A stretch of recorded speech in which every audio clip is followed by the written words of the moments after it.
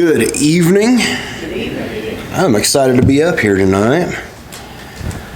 Don't get an opportunity to preach like this all the time like I had been.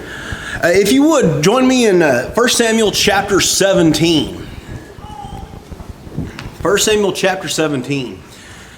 Tonight we're going to talk about probably one of the most familiar Bible stories that are in the Old Testament. We're going to talk about David and Goliath. David and Goliath is a story about a shepherd's bravery and his trust in God. And it's about a young man being prepared. So, if you just start reading from the very beginning of chapter 17, it just jumps right in. Now the Philistines gathered their armies for battle, and they were gathered at Socoh, which belongs to Judah, and they camped between Socoh and Azekah and Ephes-Dammim.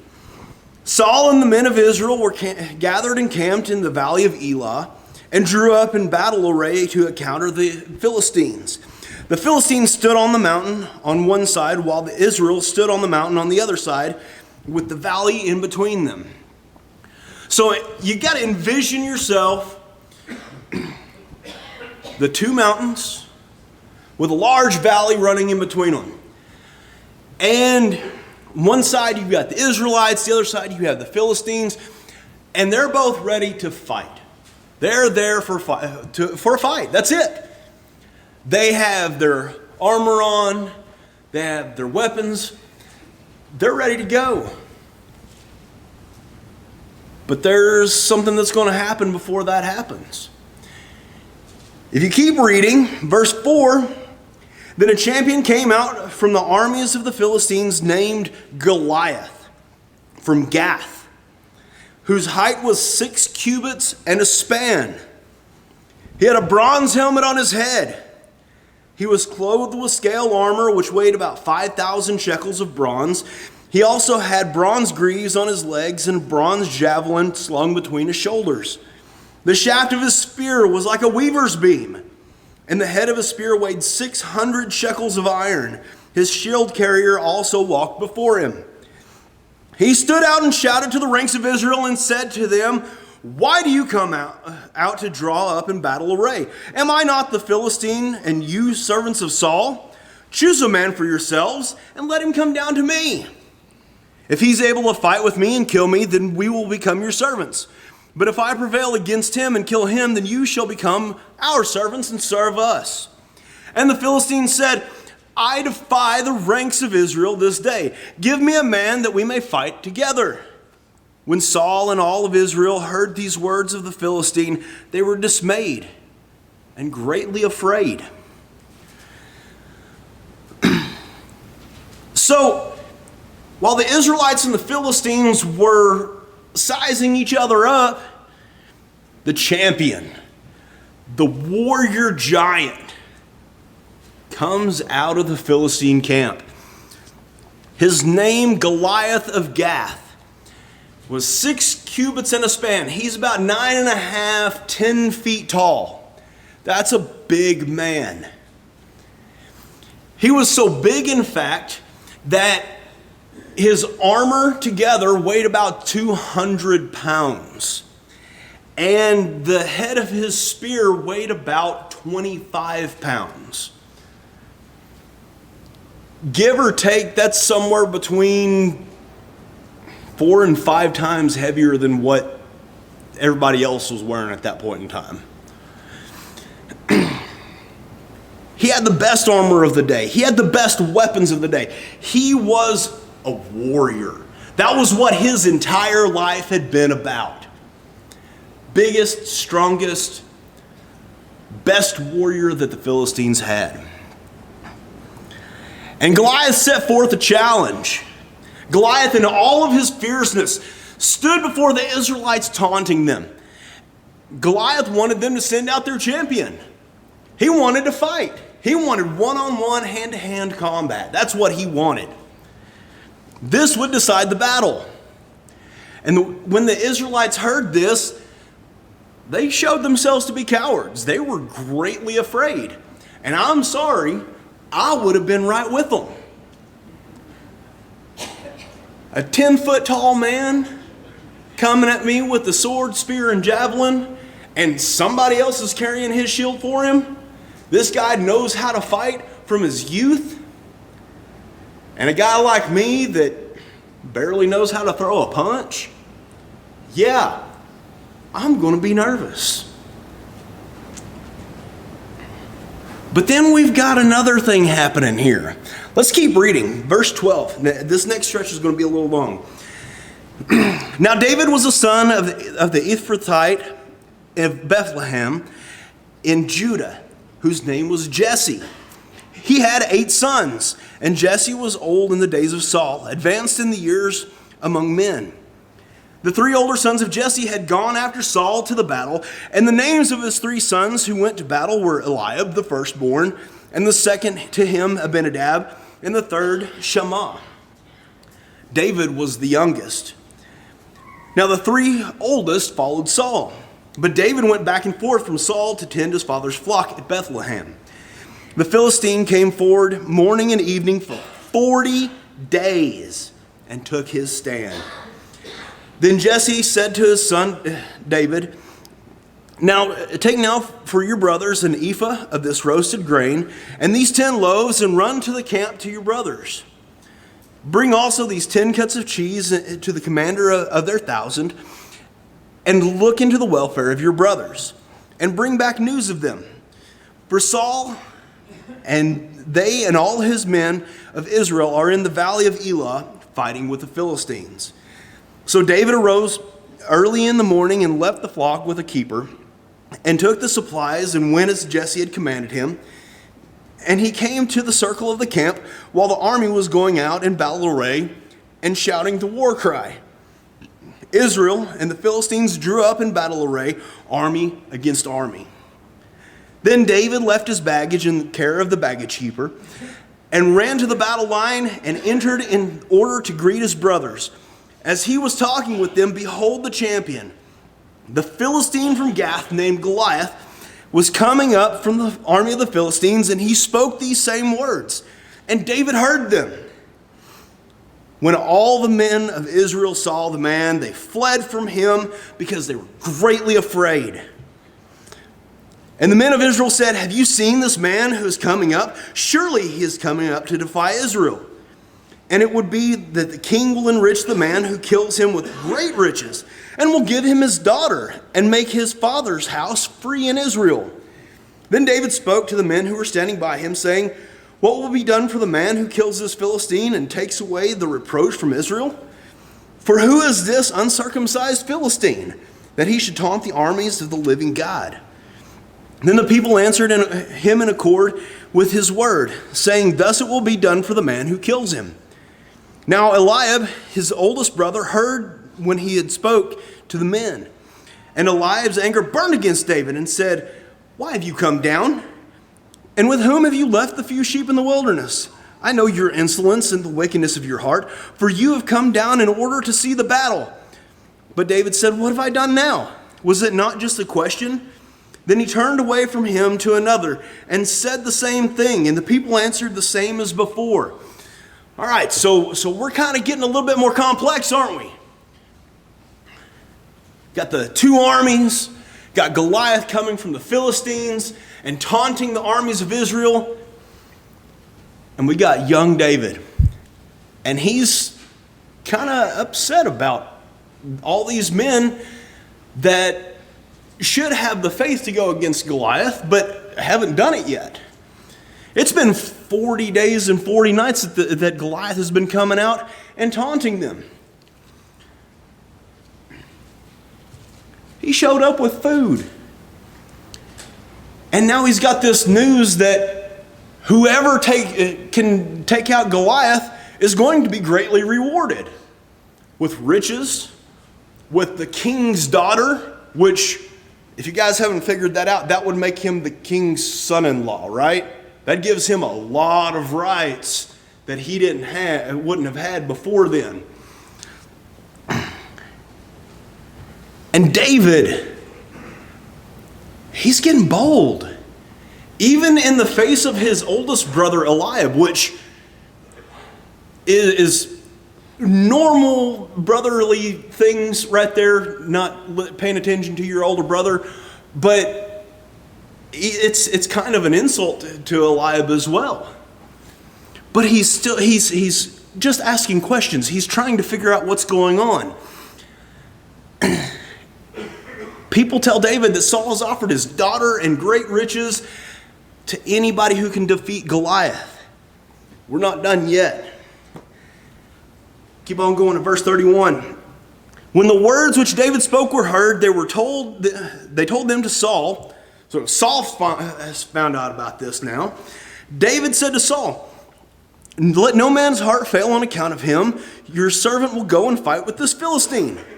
So David said, "Well, if nobody else is going to do it, I surely will. I've got the faith." Then Saul said to David, "You're not able to go against this Philistine to fight with him, for you are but a youth, while he has been a warrior from his youth." The odds are stacked against him, right? But David said to Saul, "Your servant was tending his father's sheep when a lion or a bear came and took a lamb from his flock. I went out after him, attacked him, and rescued it from its mouth. When he arose up against me, I seized him by his beard and struck him and killed him.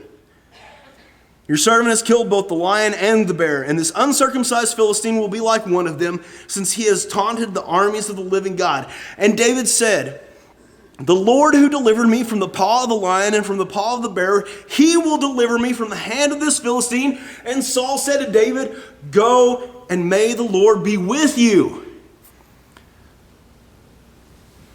Saul, the king of Israel, was convinced by this kid to go and fight this giant on behalf of all of Israel, because he told him that he beat up a lion and he beat up a bear with his hands.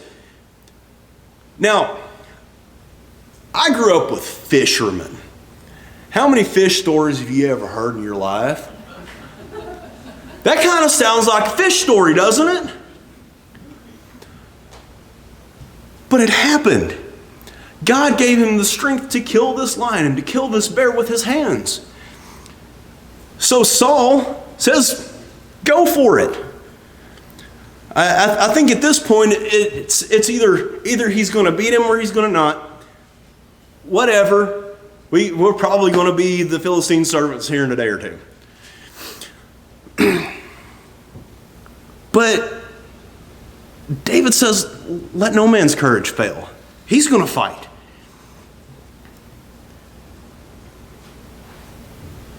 So David's got to get ready for this fight. Let's keep reading. Verse 38. Then Saul clothed David with his garments and put a bronze helmet on his head and clothed him with armor.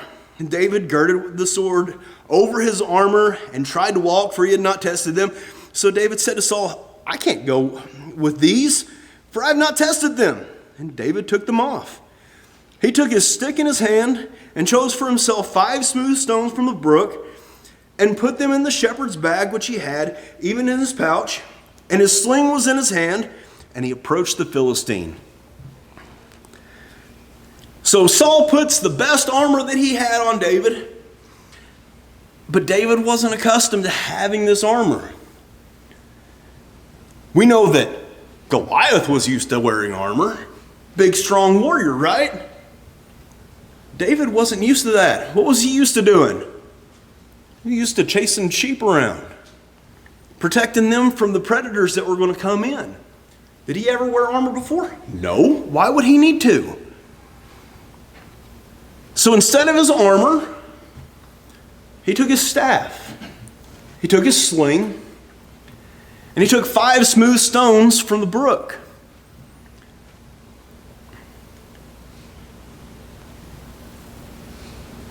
And then the battle happens. Verse 41. Then the Philistine came on and approached David with the shield bearer in front of him. When the Philistine looked and saw David, he disdained him, for he was but a youth and ruddy, with handsome appearance. The Philistine said to David, "Am I a dog that you come to me with sticks?" And the Philistine cursed David by his gods. The Philistine also said to David, "Come to me, and I will give your flesh to the birds of the sky and to the beasts of the field."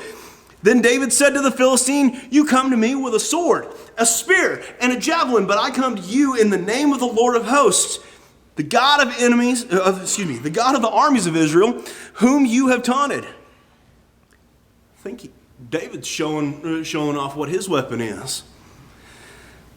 "This day the Lord will deliver you into my hands, and I will strike you down and remove your head from you, and I will give the dead body of the army of the Philistines this day to the birds of the sky and the wild beasts of the earth, that all the earth may know that there is a God in Israel, and that all this assembly may know that the Lord does not deliver by sword or by spear, for the battle is the Lord's, and he will give you into our hands."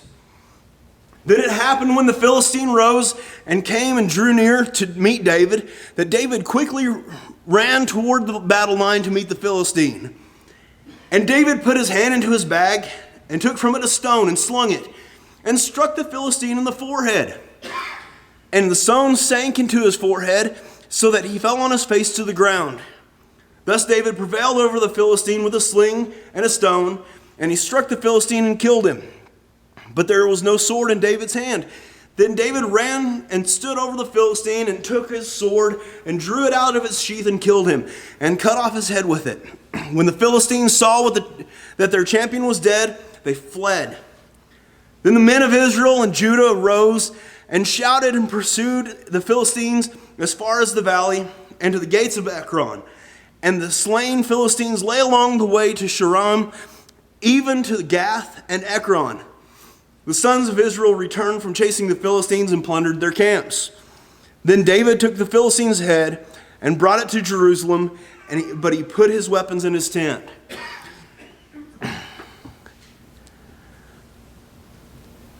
So they fought. It was a quick fight, wasn't it?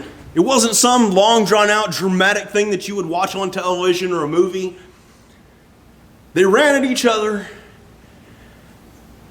Goliath obviously had, in a physical sense, a great deal over David.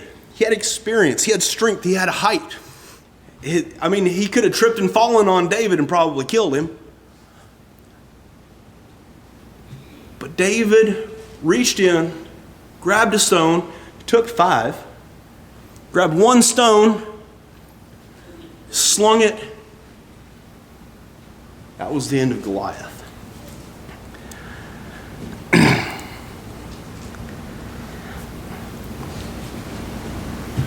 It's fantastic. It's wonderful. This is some stuff that you would read in a fictitious book, right? But this happened. God gave David the day. David fought for the Lord. David had seen how afraid all of Israel was that Goliath was just out there, hollering at him. David knew it was up to him. He said, I'll go fight him. Goliath had defied the armies of God. Goliath had defied God. He needed to be taken down. Whenever it came to fight, David didn't walk out there. He wasn't, I don't know about this.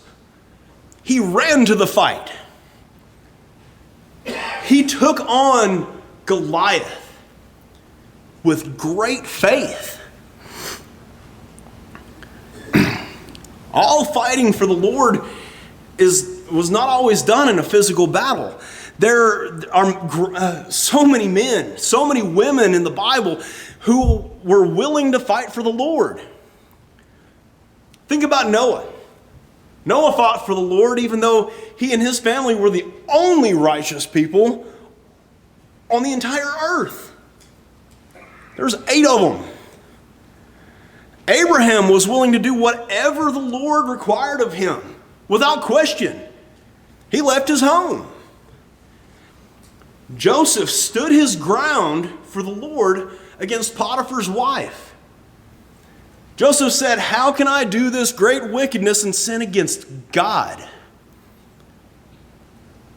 Elijah fought for the Lord to the point that Ahab and Jezebel wanted to kill him. John the Baptist literally lost his head for fighting for truth and for morality. Peter and John fought for the Lord even though the Sanhedrin warned them not to. Paul fought for the Lord to the point that he was stoned and left for dead more than once. We've got to fight for the Lord, just like these guys from the past did. 1 Timothy 6:12 says to fight the good fight of the faith, right? So many men and women of the faith went through great hardships fighting for the Lord. They were stoned, tortured, imprisoned, burned alive, pressed to death. If you don't know what that is, you may not want to know.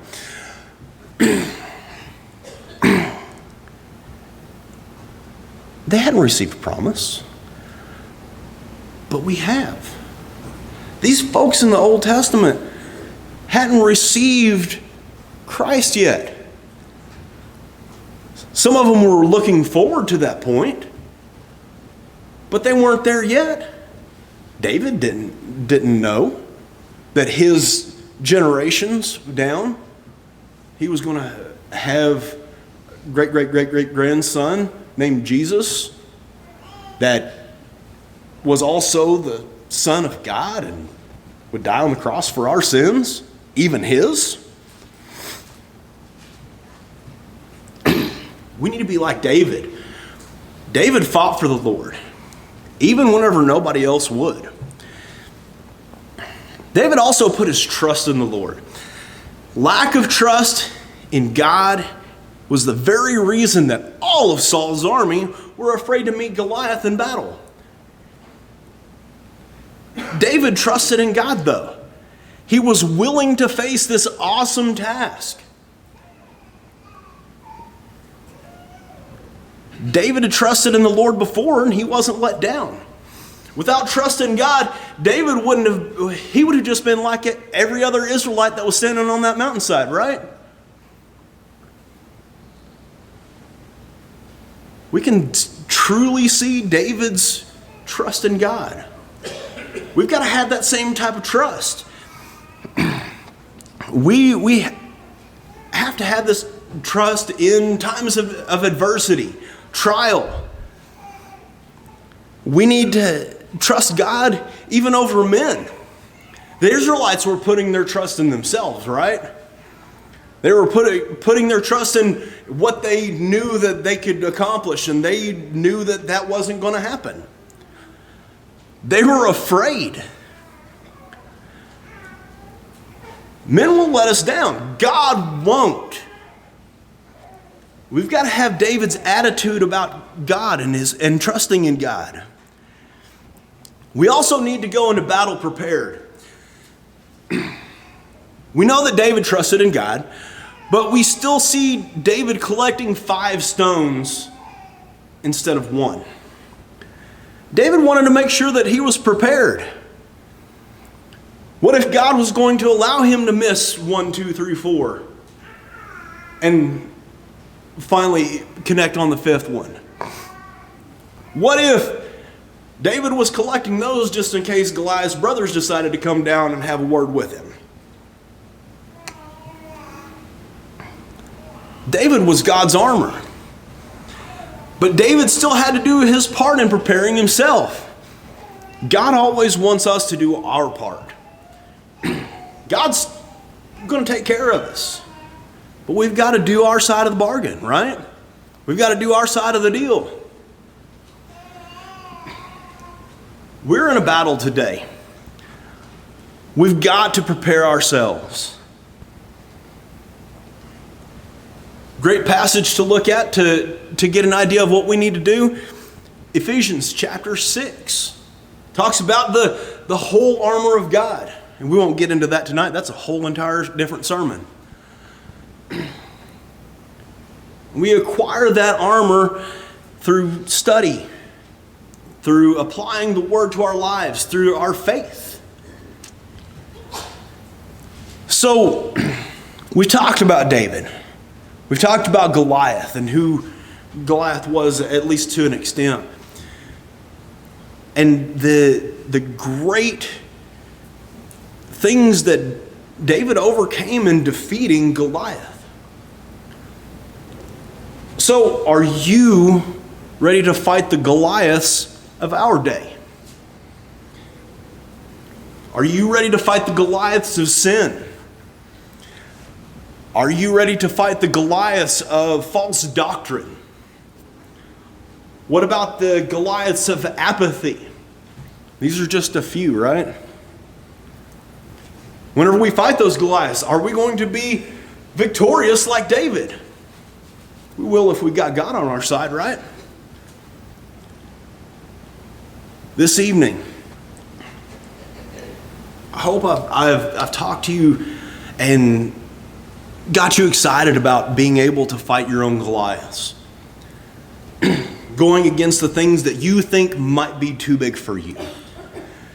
If we've got God, nothing's ever too big. This evening, if you have a need, whether to put on Christ or if you need prayers of the church, I ask that you come as we stand and sing.